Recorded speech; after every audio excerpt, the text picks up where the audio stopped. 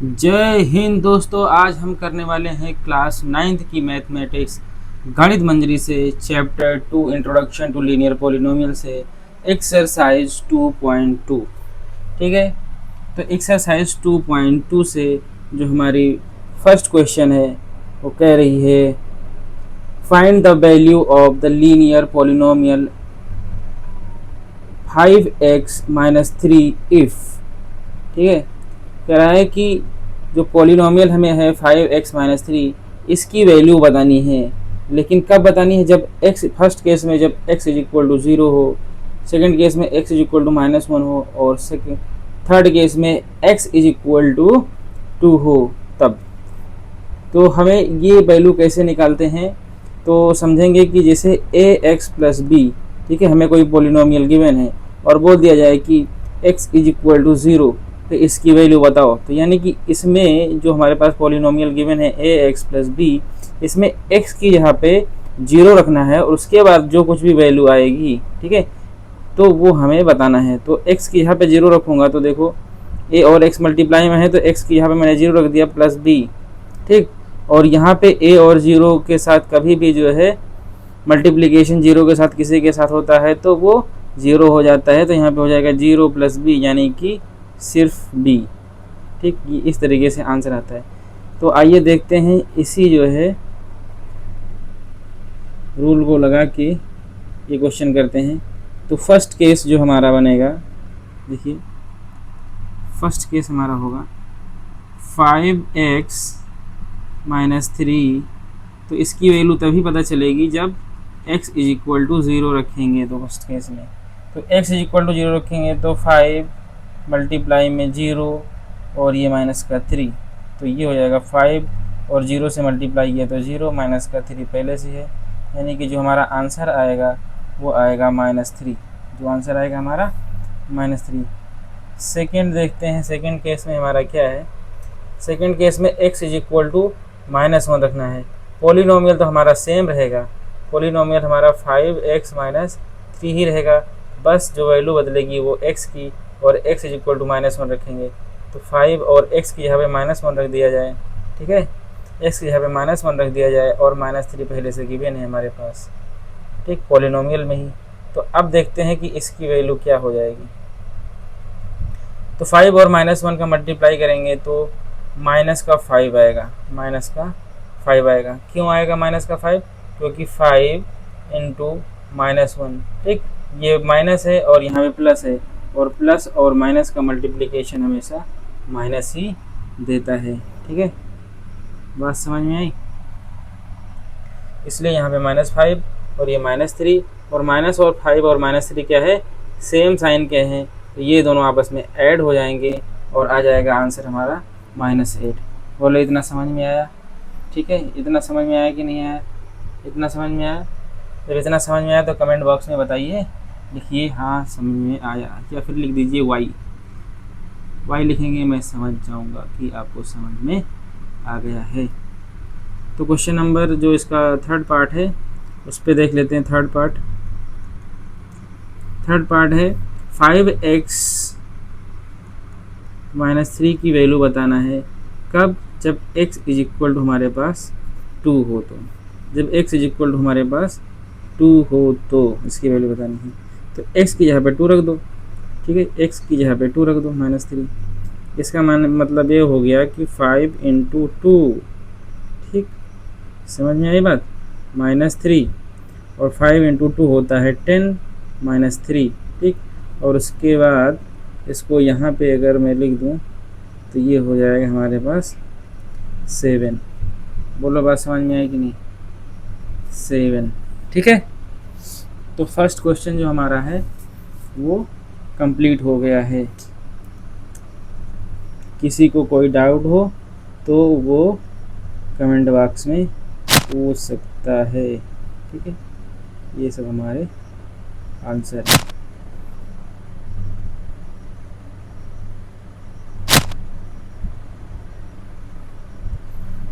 आइए question number 2 में देखते हैं क्या कह रहा है। Find the value of the quadratic polynomial 7s² - 7s² 7s² minus 4s plus 6, और वो कब निकालनी है, जब s इज इक्वल टू 0 हो फर्स्ट केस में, और सेकंड केस में s इज इक्वल टू -3 हो, और थर्ड केस में s इज इक्वल टू 4 हो। तो हमें जो पॉलिनोमियल गिवन है क्वाड्रेटिक पॉलिनोमियल, ठीक है, क्वाड्रेटिक पॉलिनोमियल जिसमें 7s² माइनस 4s प्लस 6 है, तो इसकी वैल्यू बतानी है। आइए देखते हैं। तो फर्स्ट केस में देखिए, फर्स्ट केस में जो वैल्यू आएगी वो s इज इक्वल टू 0 पे, तो सबसे पहले अपना पॉलिनोमियल लिखते हैं 7s² माइनस 4s प्लस 6, और इसमें बतानी है वैल्यू हमको पॉलिनोमियल की कब, जब s इज इक्वल टू 0 हो, जब s इज इक्वल टू क्या हो, 0 हो। बात समझ में आई, ठीक, s इज इक्वल टू 0 हो। तो अब देखो यहाँ पे रखेंगे वैल्यू 7, s की यहाँ पे 0 रखो, 0 का स्क्वायर हो जाएगा -4, s की यहाँ पे 0 रखना है प्लस 6, और 0 के साथ जब ही मल्टीप्लाई करते हैं 0 का स्क्वायर 0 ही होगा, तो 7 इंटू 0 हो जाएगा, -4 इंटू 0 हो जाएगा, और प्लस का ये 6 आ जाएगा, ठीक। तो 7 इंटू 0 0 होता है, 4 इंटू 0 0 0 ही हो जाएगा अपना, ठीक है। और उसके बाद यहाँ पे प्लस का 6 है, और उसके बाद जो बचेगा वो प्लस का 6 बचेगा अपने पास आंसर। इतनी बात समझ में आई, ठीक है, इतनी बात समझ में आई। अब सेकेंड पार्ट करते हैं, सेकेंड पार्ट करते हैं। s इज इक्वल टू -3 पे देखते हैं, तो 7s² माइनस 4s प्लस 6, इसकी वैल्यू बतानी है s इज इक्वल टू -3 पे, तो इसकी वैल्यू बतानी है s इज इक्वल टू -3 पे, ठीक है। तो आइए s की यहाँ पे हम -3 पुट करते हैं, 7 -3 होल स्क्वायर, ठीक है, और इसके बाद बनेगा -4 -3, और ये बन जाएगा प्लस का 6, ठीक है। अभी जो -3 वाली वैल्यू का स्क्वायर है, इसका स्क्वायर करेंगे तो देखो -3 का स्क्वायर जब करेंगे तो -3 इंटू -3 होता है, और माइनस माइनस जो है मल्टीप्लाई होके प्लस हो जाता है, और 3 का स्क्वायर 9 होता है, तो ये हमेशा जो स्क्वायर होता है माइनस नंबर का वो पॉजिटिव में आता है, ठीक है। तो हो जाएगा कितना, 7 इंटू 3 का स्क्वायर 9, ठीक है, ठीक है, और ये हो जाएगा 4 इंटू 3, तो हो जाएगा प्लस का 12, ठीक है, और ये हो जाएगा प्लस का 6। आप इसको ऐड कीजिए,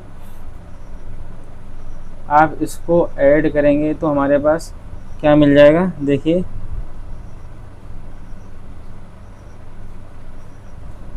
ये हो जाएगा 63, ठीक है, और ये 7 9 जा 63, और प्लस का 12 प्लस का 6, ठीक है।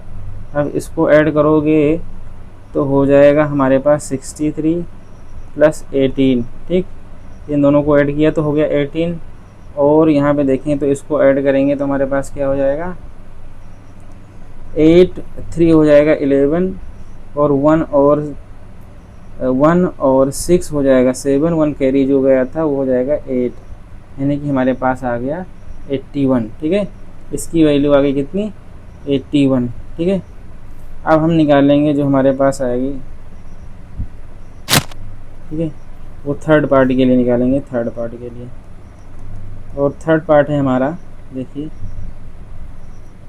7s² माइनस 4s प्लस 6, ठीक है, और इस पे जो वैल्यू हमें निकालनी है s इज इक्वल टू 4 पे, s इज इक्वल टू 4 पे इसकी वैल्यू हमें चाहिए। तो s की जगह पे 4 पुट कर देंगे, 7 s की जगह पे रखेंगे 4² माइनस 4, ठीक है, s की जगह पे रखेंगे 4 और प्लस का 6, ठीक है। अब देखेंगे तो 4 का स्क्वायर कितना होता है हमारे पास, 16, बोलो, s का जो 4 हो जाए यहाँ पे रखे हैं तो 4 का स्क्वायर हो जाएगा कितना, 16, और यहाँ पे फिर से 4 इंटू 4 हो जाएगा 16, और ये हो जाएगा प्लस का 6, ठीक है। देखिए कैलकुलेशन को आसान करने का एक तरीका होता है, जब आपको कैलकुलेशन ज़्यादा करनी पड़े तो आप कुछ ऐसा कर सकते हैं,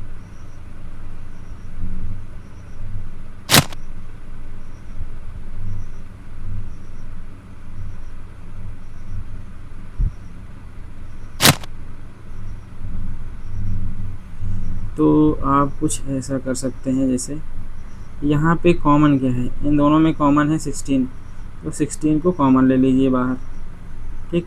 तो बच क्या जाएगा हमारे पास 7 माइनस 0, ठीक है।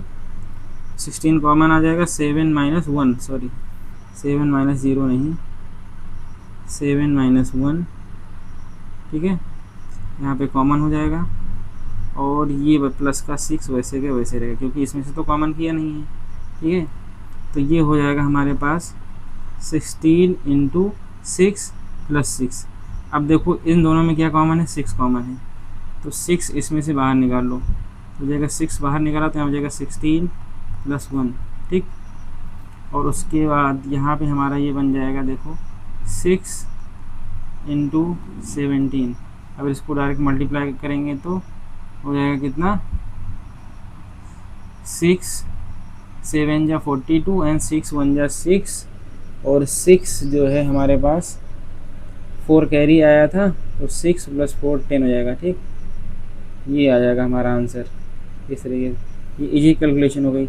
और अगर आप चाहें तो उस तरीके से भी मल्टीप्लाई करके निकाल सकते हैं, जैसे कैसे,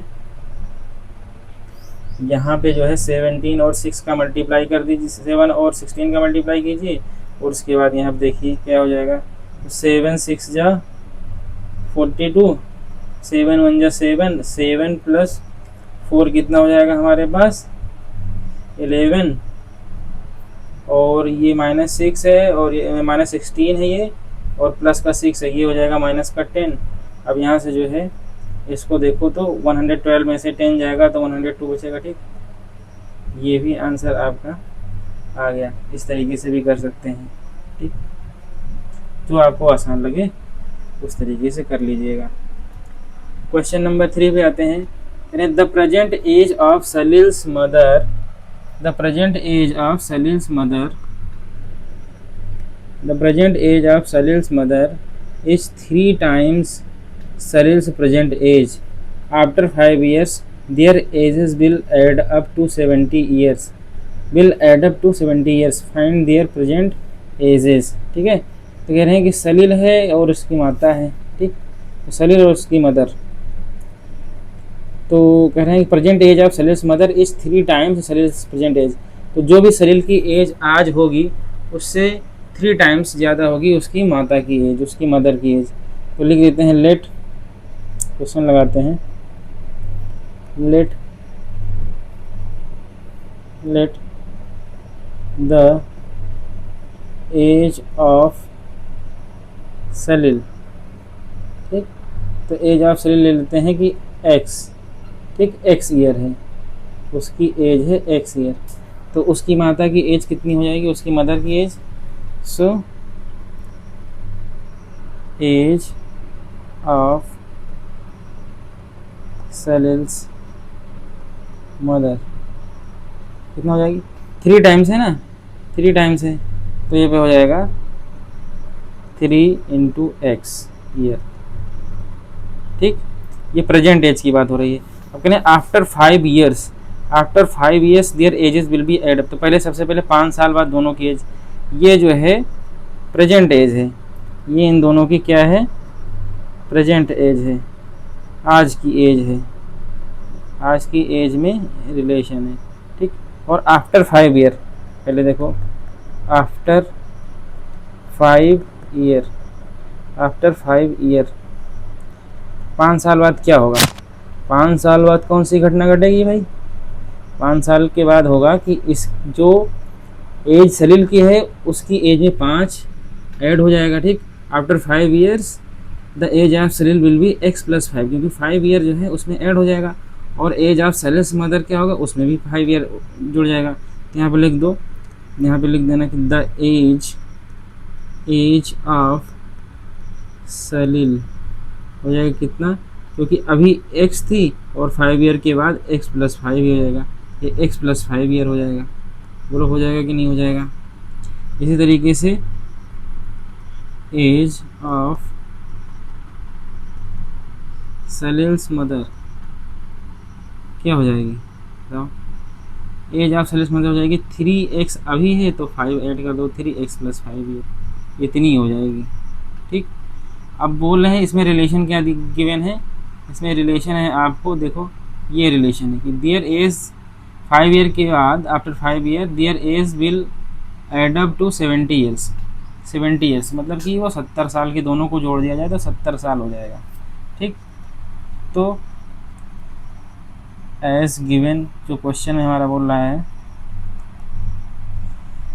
as given relation between both ages. ठीक, इनके बीच में जो रिलेशन दिया गया क्या है कि x + 5 plus 3x + 5 is equal to 70। ठीक है, ये हमारा इक्वेशन बन गया, क्योंकि 5 ईयर्स के आफ्टर 5 ईयर्स बोथ एज अगर ऐड अप हो जाएंगी तो 70 ईयर्स का बनेगी। ठीक है, तो इसका मीनिंग ये हुआ कि ये x + 5 जो अभी 5 ईयर के बाद सरल की एज है और 3x + 5 जो उसकी मदर की एज है 3x + 5, इन दोनों को ऐड कर देंगे तो 70 हो जाएगा। तो इसको अब देखोगे सॉल्व करने का तरीका है कि x वाला x के साथ ऐड हो जाएगा और 5 वाला जो कांस्टेंट है कांस्टेंट के साथ ऐड हो जाएगा। तो 3x + x जब ऐड होगा तो हो जाएगा 4x और 5 + 5 ऐड होगा तो 10 हो जाएगा। ठीक है, और ये हो जाएगा 70। ठीक है, अब देखो इसमें से 10 को इधर लेके आओगे तो इसमें से 10 क्या हो जाएगा, माइनस हो जाएगा। तो कितना बनेगा ये देखो, ये बनेगा हमारा देखो 4x, या मैं यहाँ पे लिखूँ इसको, देखो इसको मैं यहाँ पे लिख देता हूँ,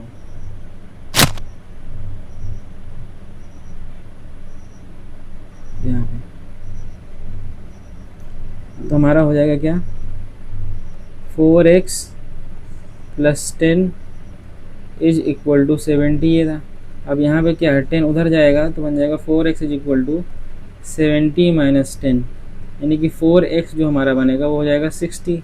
70 में से 10 जाएगा, 70 में से 10 जाएगा तो कितना बचेगा 60 बचेगा। ठीक है, अब क्या है x इज इक्वल टू आ जाएगा 60/4। ठीक है, क्योंकि इधर मल्टीप्लाई में 4 है x के साथ, तो इधर जाएगा तो डिवाइड में हो जाएगा दूसरी साइड में। ठीक, अब इसको करेंगे तो कितना हो जाएगा हमारे पास, देखो 4 × 1 = 4। ठीक है, 2 कह रह गया, यहाँ पे 20 बन गया तो 20 हो जाएगा, तो 4 × 5 = 20, यानी कि आ गया 15 आंसर हमारे पास। ठीक है, ये आ गया आंसर कितना 15। ठीक है, तो इस तरीके से हमें ये वाला क्वेश्चन सॉल्व करना है। अब क्वेश्चन नंबर 4 की साइड में आते हैं, देखते हैं। The difference between two positive integers is 63। The ratio of the two integers is 2:5। Find the two integers. देखो पॉजिटिव इंटीजर्स की बात हो रही है, तो इंटीजर क्या होता है पहले जान लो कि इंटीजर क्या होता है। इंटीजर होता है जैसे एक नंबर लाइन है हमारे पास, ठीक है, एक नंबर लाइन है हमारे पास और उसमें ये 0 है। ठीक है, तो मिडिल में 0 है तो इधर आएगा 1 2 3, ठीक, +4 डट डट डट डट डट करके आएगा। मतलब इधर क्या है आपका पॉजिटिव इंटीजर है, इधर कितना है, क्या है पॉजिटिव है, और इधर क्या है -1 -2 -3 और -4, ये हो गया निगेटिव इंटीजर। और इंटीजर का मतलब ही होता है कि वो फुल होगा, फुल में मतलब ना उसमें 1.2 होगा, ये नहीं होगा इंटीजर, फ्रैक्शन में नहीं होगा इंटीजर के जो होते हैं वो फुल नंबर में होते हैं, बट उसमें पॉजिटिव निगेटिव और 0 सब होता है। तो इसका मीनिंग ये है, लेकिन इसमें पहले से बोल दिया है, क्या बोल दिया है देखो, बोल दिया कि पॉजिटिव इंटीजर बताना है, ठीक, पॉजिटिव इंटीजर। तो इसके लिए मतलब कि हमारा कुछ इधर आंसर आएगा, ठीक है, कुछ हमारा आंसर इस साइड में आएगा। Between two positive integers is 63। The ratio of the two integers is 2:5। Find the two integers. Ratio है, ratio of two positive integers, कितना रेशियो है हमारे पास 2:5 है, 2:5 है। तो इसका मीनिंग ये हुआ कि अगर एक नंबर हमारा 2x हो जाए, ठीक है, तो दूसरा जो हमारा नंबर होगा वो 5x होगा, ठीक है। कब होगा, क्यों होगा? क्योंकि अगर 2x और 5x का रेशियो निकालें तो x और x कैंसिल हो जाएगा, 2:5 ही तो आएगा, ठीक। इसका मीनिंग यही हुआ, ठीक। तो इसका मीनिंग यही हुआ। तो एक इंटीजर हमारा 2x है तो दूसरा 5x हो जाएगा, एक इंटीजर हमारा 2x है तो दूसरा इंटीजर 5x हो जाएगा, ठीक है। अब इनके बीच की डिफरेंस, तो जाहिर सी बात है जो 5x है वो हमारा बड़ा नंबर होगा और 2x है छोटा नंबर होगा, ठीक। तो 5x वाला से अगर हम 2x वाले को माइनस करेंगे तो 5x माइनस 2x करें तो हमारे पास कितना आ रहा है, 63। क्या आ रहा है, 63। बोल रहा है ना कि इनके बीच का डिफरेंस वो है, वो 63 है। तो जब 63 आ जाएगा तो 5x माइनस 2x 63 आ गया, तो 3x इज इक्वल टू हमारे पास कितना आ जाएगा, 63। तो x इज इक्वल टू आ जाएगा कितना हमारे पास, 63/2, 63/3, ठीक। क्योंकि यहाँ पे x के जो हमारे पास कोफिशिएंट है वो 3 है, तो x को जब ही ये मल्टीप्लाई में है इधर आएगा तो डिवाइड में हो जाएगा, और 3 2 जा 6, 3 1 जा 3, ठीक। तो x की वैल्यू आ गई हमारे पास 21, x की वैल्यू आ गई 21, ठीक। तो नंबर क्या होंगे देखिए, x की नंबर, तो फर्स्ट नंबर क्या होगा, फर्स्ट पॉजिटिव इंटीजर हो जाएगा हमारे पास, क्या हो जाएगा हमारे पास, वो है 2x, ठीक। तो 2x है तो 2 इंटू एक्स की वैल्यू है 21, और ये हो जाएगा कितना, 2 1 जा 2, 2 2 जा 4, 42, ठीक है। तो 42 हमारे पास पहला इंटीजर आ गया। तो सेकेंड वाला क्या आएगा, सेकेंड पॉजिटिव इंटीजर हो जाएगा हमारे पास 5x, ठीक है, 5x, यानी कि 5 इंटू 21, एक्स की वैल्यू 21 है तो एक्स की वैल्यू यहाँ पे रख दिया। तो 5 1 जा 5, 5 2 जा 10, 105, यानी कि जो हमारे पास सेकेंड इंटीजर आ जाएगा 105, ठीक। सेकेंड इंटीजर आ जाएगा पॉजिटिव इंटीजर 105, और ये हो जाएगा 42। इनकी बीच का डिफरेंस देखोगे तो आप 63 आएगा, और इनका रेशियो निकाल लोगे तो आपके पास 2:5 का आ जाएगा, 2:5 का आ जाएगा, ठीक है। क्वेश्चन नंबर 5 की तरफ चलते हैं। करें, Ruby has 3 times as many 2 rupee coins as she have 5 rupee coins. If she has a total 80 rupees, how many coins does she have of each type? तो बोले कि रूबी जो है उसके पास 3 टाइम्स एज मैनी, तो उसके पास क्या है, 3 times as many 2 rupees coins as she have 5 rupee coins, एच सी है 5 रुपये कॉइन्स। तो कह रहे हैं कि अगर उसके पास 5 रुपये की जो कॉइन्स है वो एक्स है, अगर वो, मतलब ये हुआ इसका कहने का कि एक्स अगर उसके पास कॉइन है कि 5 रुपये वाली, तो 5 रुपीज़ की जो कॉइन है उसके पास अगर एक्स है तो 2 रुपये की जो कॉइन होगी उसके पास कितनी होगी, 3x होगी, क्योंकि बोला ना 3 टाइम्स होगी, 3 टाइम्स, ये 3 टाइम्स होगी, 3 times as many 2 rupees coins एच सी है 5 रुपी कॉइन्स। तो इसका मीनिंग यही हुआ, ठीक है। आइए देखते हैं इसको, बढ़िया से सॉल्यूशन लगाते हैं। तो लिखेंगे इफ रूबी हैज रुपी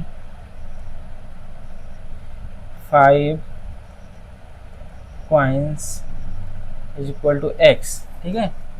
अगर उसके पास, रूबी के पास 5 रुपए के एक्स कॉइन है, ठीक है, और तो क्या हो जाएगा, देन रूबी हैज रुपी,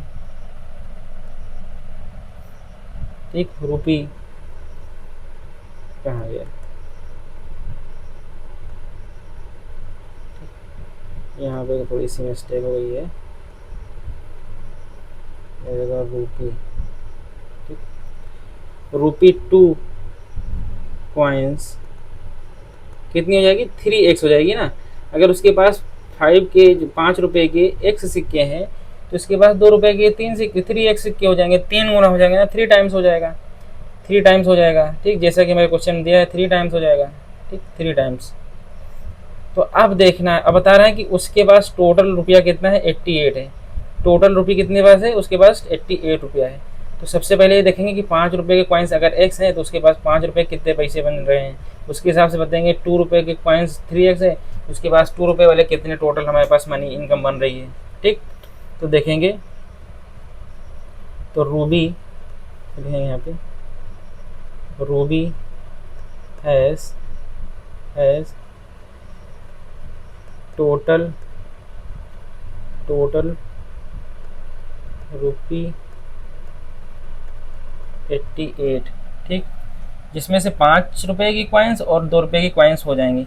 तो उसके पास अगर एक्स जो है कॉइन्स है 5 रुपये की, तो टोटल पैसा कितना हो जाएगा, टोटल रुपया कितना हो जाएगा, 5 इंटू एक्स। ठीक, जैसे भाई बोल दे कि 5 रुपये के हमारे पास 2 कॉइन है, तो 2 कॉइन जो है 5 में मल्टीप्लाई करोगे तभी तो 10 रुपया होगा। बात समझ में आई कि नहीं आई? इसका मीनिंग ये हुआ जैसे कि हमारे पास बोलेंगे हमारे पास कितना है 5 रुपीज़, हमारे पास कितना है 5 रुपीज़, और इसके 5 रुपीज़ के कितने कॉइन्स है हमारे पास, 3 कॉइन्स है। तो 3 को 5 से जब तक मल्टीप्लाई नहीं करेंगे तो 15 कैसे आएगा, यानी कि हमारे पास 15 रुपये कैसे आएंगे, 15 रुपीज़ कैसे आएंगे। तो इसी हिसाब से बोल रहे हैं कि जब 5 रुपीज़ के एक्स कॉइन है तो उसके पास टोटल पैसा कितना बनेगा, टोटल रुपया कितना टोटल बनेगा, टोटल मनी 5 इंटू हमारे पास बनेगा 5 इंटू एक्स, यानी कि 5x। ये टोटल रुपया 5 रुपये के कॉइन से बन रहा है। इसी तरीके से 2 रुपये का कॉइन बनेगा तो 3x कॉइन है और रुपया कितना है 2 है, उसको मल्टीप्लाई करेंगे तो 6x हो जाएगा।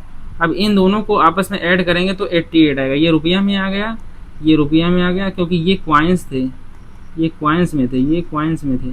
अब इनको हमने पैसे में चेंज किया, रुपये में, ठीक है, वेल्थ में, मनी में कन्वर्ट किया, तो ये हो गया हमारा। अब इन दोनों को ऐड करेंगे तो 88 रुपीज़ आएगा। ठीक है, तब इन दोनों को ऐड करेंगे तो 88 रुपीज़ आएगा।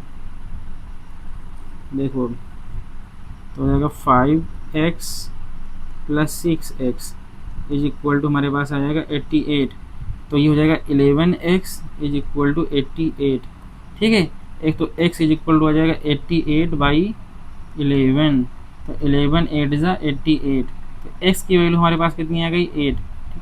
x की वैल्यू आ गई 8। अब हम बता पाएंगे ना कि 5 रुपये से कितने कॉइन्स थे। ठीक है, तो 5 रुपीज़ के कॉइन्स यहाँ बता दो कि 5 रुपीज़ के कॉइन्स कितने, कॉइन्स ऑफ 5 रुपी कितना, x, जिसके पास है 8 कॉइन्स। ठीक, और coins of 2 rupee, number of coin बता रहा हूँ मैं। ठीक है, तो 3 इंटू आ जाएगा 8 हमारे पास 24, यानी कि 2 रुपीज़ के 24 कॉइन्स हो गए, 2 रुपीज़ के 24 कॉइन्स हो गए, और 5 रुपीज़ के 8 कॉइन्स हो गए, 5 रुपीज़ के 8 कॉइन्स हो गए। अब इन दोनों को मल्टीप्लाई करो, देखो 8 कॉइन से 5 के, तो 8 5 ज़ा 40 हो जाएगा, और 24 है तो 48 हो जाएगा। ठीक, तो 28 और प्लस 48 प्लस 40 करेंगे तो 88 आ जाएगा आंसर। तो इस तरीके से हमारा आंसर भी मैच हो गया। अगर आंसर चेक करना है तो देखो 8 कॉइन से 5 रुपीज़ के और 24 कॉइन से 2 रुपीज़ के, इन दोनों को देखो हो जाएगा 40 और ये हो जाएगा 48, इन दोनों को ऐड करोगे तो आ जाएगा 88। ठीक, इससे हमारे आंसर की चेकिंग भी हो जाती है। ठीक है, हमारा आंसर सही आया है। ठीक है,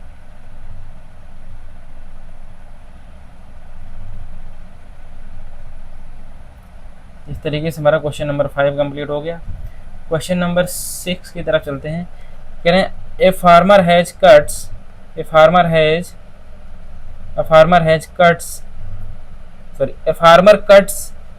a 300 feet फेंस, ठीक, into 2 pieces of different size. तो कोई एक फेंस रही होगी, ठीक है, कोई एक फेंस रही होगी ऐसे। ठीक, और किसान क्या करता है, उसको 2 टुकड़े में काट देता है। ठीक है, 2 बराबर टुकड़ों में नहीं काटेगा, एक छोटा एक बड़ा होगा। ठीक है, 2 टुकड़ों में काट देता है डिफरेंट साइज में, एक लॉन्गर होगा और एक शॉर्टर होगा, एक लॉन्गर होगा एक शॉर्टर होगा, एक लॉन्गर है, ठीक, और एक क्या है, शॉर्टर है। जो लॉन्गर वाला है 4 टाइम्स ज़्यादा है और शॉर्टर वाला 4 टाइम्स कम है। तो शॉर्टर वाला अगर x हो जाए तो ये 4x हो जाएगा, टाइप का बन जाएगा ना, उसी टाइप का। तो आइए फिर से क्वेश्चन एक बार अच्छे से पढ़ते हैं कि a farmer cuts a 300 feet fence into 2 pieces of different sizes, the longer piece is 4 times as long as the shorter piece, how long are the 2 pieces. तो देख लो, मैं बता दे रहा हूँ आपको इसको आसानी से करने का तरीका। देखो कि कोई फार्मर है, ठीक है, उसके पास एक फेंस है जो खेत के चारों तरफ लगाते हैं, ठीक है, फील्ड के चारों तरफ लगाते हैं। अब वो कर रहा है कि हमने क्या है, इसको 2 टुकड़ों में बांट दिया, ठीक है, इन टू पीसेस, ठीक। तो 2 पीसेस में बट कर दिया, और इसकी टोटल जो लेंथ थी हमारे पास, इसकी जो टोटल लेंथ थी कितनी थी, 300 फीट, 300 फीट की थी। अब इसको 2 टुकड़ों में काट दिया, ठीक। अब बोल रहा है कि जो लॉन्गर वाली पीस है, यानी कि जो ये वाली पीस है, ये 4 टाइम्स है, ठीक, ये 4 टाइम्स है कितने से, जो शॉर्टर वाली है, ये, ठीक, ये जो शॉर्टर वाली है, अगर शॉर्टर वाली x है, मतलब ये जो शॉर्टर वाली x अगर इसकी फीट है, x फीट है इसकी लेंथ, ठीक है, तो ये कितना हो जाएगा, जो बड़ी वाली, तो ये हो जाएगा 4x फीट। कितना हो जाएगा, 4x फीट हो जाएगा। समझ में आया? वही बोल रहा है कि 4 टाइम लॉन्गर होगा, और ये शॉर्टर वाली से 4 टाइम होगा, ठीक। समझ में आ गया? तो मतलब x और 4x ये दोनों मिलके ही तो बना रहे हैं। जो ये देखो, ये 4x जो ये लंबी वाली लंबाई है और ये छोटी वाली लंबाई मिलके, दोनों मिलके ही तो बना रहे हैं एक इस फेंस को, ठीक। तो अगर इन दोनों को ऐड कर दिया जाए तो 300 फीट होना चाहिए, ठीक। तो जैसे कि मैं यहाँ पे ऐड कर दूँ longer fence plus shorter fence, ठीक। तो ये बन जाएगी टोटल क्या है,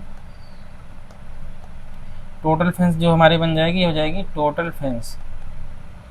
तो देखो, लॉन्गर है अपने पास 4x और शॉर्टर है अपने पास x, तो ये दोनों को मिला के फुल लेंथ हो रहा है, यानी कि टोटल फेंस हो रही है 300 फीट की। तो ये देखो, तो ये हो जाएगा 5x plus is equal to 300 हो गया, तो x इज इक्वल हो जाएगा 300/5, ठीक है। तो ये कितना हो गया, देखिए तो 5 6 या 30 60, यानी कि जो x की वैल्यू आ गई वो 60 आ गई, x जो आ गई वो 60 आ गई, यानी कि जो छोटी वाली हमारी है वो 60 फीट की है। जब छोटी वाली 60 फीट की है, तो जो हमारे पास बड़ी वाली हो जाएगी कितनी हो जाएगी, 4 इंटू 60 हो जाएगी, ठीक, क्योंकि वो 4x है, तो 4 इंटू 60 हो जाएगी, और ये हो जाएगा 240 फीट की, ठीक। जाहिर सी बात है, पूरा 300 का है, ये 60 है, तो ये जो 400 वाला, ये 4x वाला बचेगा हमारे पास, कितना आ जाएगा, ये हमारे पास आ जाएगा 240 फीट का, ठीक। तो इस तरीके से जो लॉन्गर वाली आ गई फेंस वो 240 फीट की, और शॉर्टर वाली 60 फीट की। समझ में आ गई बात, ठीक है। इस तरीके से क्वेश्चन को हमें करना है। आगे क्वेश्चन नंबर 7 देखते हैं। क्वेश्चन नंबर 7 है, if the length of a rectangle is 3 more than twice of its width, its perimeter is 24 centimetre, what are the dimension of the rectangle. तो रेक्टेंगल के बारे में समझ लेते हैं। सबसे पहले रेक्टेंगल जो है बना लेते हैं एक, ठीक है। तो ये रेक्टेंगल हो गया, ठीक है। रेक्टेंगल में एक लेंथ होती है, एक ब्रेड्थ होती है, तो ये लेंथ हो गई और ये ब्रेड्थ हो गई। तो कह रहे हैं कि लेंथ जो है आपके पास, जो भी लेंथ होगी वो ब्रेड्थ की 2 गुना पे 3 ज़्यादा कर दो। तो अगर हमारे पास, अगर हमने ब्रेड्थ रखी है x, ठीक है, x सेंटीमीटर हमने कर रख दी अपनी ब्रेड्थ, तो हमारा जो लेंथ हो जाएगा, क्या हो जाएगा, पहले तो उसको 2 टाइम्स करो 2x, और उसके बाद उसमें 3 ऐड करो, तो ये हो जाएगी लेंथ। वही बोल रहे हैं कि the length of the rectangle is 3 more than twice of its width. तो हमने विड्थ जो है x सेंटीमीटर ले लिया, तो जो लेंथ हो जाएगी, पहले इसका तो 2 गुना करेंगे, 2 टाइम्स करेंगे, तो 2x, और उसमें 3 ऐड करेंगे, ठीक। तो 2x प्लस 3, इस तरीके से ये हो जाएगा इसकी लेंथ और ब्रेड्थ। ये लेंथ हो गई और ये ब्रेड्थ हो गई, ठीक। अब बता रहे हैं पेरीमीटर 24 है, तो पेरीमीटर क्या होता है, सभी साइड्स का सम। तो पेरीमीटर ऑफ अ रेक्टेंगल, यहाँ पे ऐसे लिख देंगे। सबसे पहले late 2 × 3 × 2 = 24 width of let width of rectangle is x centimetre, ठीक। देन लेंथ हो जाएगी हमारे पास 2x+3, और फिर पेरीमीटर हमें गिवन है कि पेरीमीटर क्या हो जाएगा, पेरीमीटर ऑफ रेक्टेंगल हमको पता है ये होता है 2 × l+b, ठीक। 2l+b यानी कि 2 × l+b, सबका सम करेंगे। देखिए सभी जो साइड है उनका सम करेंगे तो l+b + l+b ऐसा बनेगा, ठीक। क्योंकि आमने सामने की अपोजिट साइड से इक्वल होती है रेक्टेंगल में। ये भी ये l है, ये l+b फिर l+b, ठीक, ऐसा बनेगा। अब इसको अगर देखो तो क्या बनेगा 2l + 2b, ठीक, और 2 कॉमन कर लो तो 2l+b बन जाएगा। यही तो फॉर्मूला हमने लगाया है, ठीक। पेरीमीटर का कोई भी हमारे पास शेप दिया जाए, उसका पेरीमीटर कहा जाए तो उसकी साइड्स का सम कर दो, ठीक। तो 2l+b और 2 यहाँ पे हो गया, और ये 24 गिवन है हमको, 24 गिवन है। तो ये देखो 2 हो गया, l+b, l की वैल्यू हमारे पास है 2x+3 और b की वैल्यू है अपने पास x, ठीक। ये है 24। तो यहाँ से देखो तो ये वाला जो है अपने पास बन जाएगा क्या, 3x+3 = 24, ठीक है कि नहीं। ये इतनी बात आई समझ में। यहाँ से हो जाएगा, देखो ये 2 इसके साइड में जाएगा तो डिवाइड में जाएगा, तो 3x+3 हो जाएगा 12, ठीक। तो 24/2 करेंगे तो 12 आ जाएगा ना, ये वाला 2 इधर आएगा यहाँ पे, या फिर ऐसे ही मैं लिख देता हूँ ताकि आप लोगों को समझ में आए, ठीक है। तो ये 24/2 हो जाएगा और ये हो जाएगा 12, ठीक। तो यहाँ पे देखेंगे कि 3x+3 हो जाएगा हमारे पास 12, यानी कि 3x = हो जाएगा हमारे पास 12 - 3, ठीक। और 3x हो जाएगा हमारे पास 9, x हो जाएगा हमारे पास 9/3, 3 × 3 = 9, तो x की वैल्यू आ गई हमारे पास 3, यानी कि जो विड्थ होगी हमारी 3 सेंटीमीटर होगी, ठीक। और लेंथ जो हमारे पास हो जाएगी, तो लेंथ हमारे पास क्या हो जाएगी, देखो यहाँ पे x की वैल्यू रखो तो 3 x की वैल्यू 3 आ गई, ये 3 हो जाएगा, तो 2 × 3 = 6 होता है, और 3 ऐड करेंगे तो 6 और 3 हो जाएगा 9, ठीक। यानी कि जो लेंथ की आ जाएगी हमारे पास वो 9 सेंटीमीटर की आ जाएगी, और ब्रेड्थ हो जाएगी 3 सेंटीमीटर की। तो जो लेंथ और ब्रेड्थ का जो अपने पास आ जाएगा वो जाएगा, जो ब्रेड्थ हो जाएगा अपने पास कितना हो जाएगा 3 सेंटीमीटर, और जो लेंथ हो जाएगी अपने पास वो हो जाएगी 9 सेंटीमीटर, ठीक। यहाँ से क्लियर हुई बात, ठीक है। ये हो जाएगा अपने पास आंसर,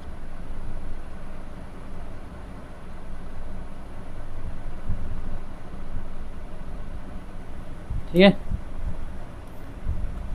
तो एक्सरसाइज 2.2 हमारा अब फिनिश हो चुका है।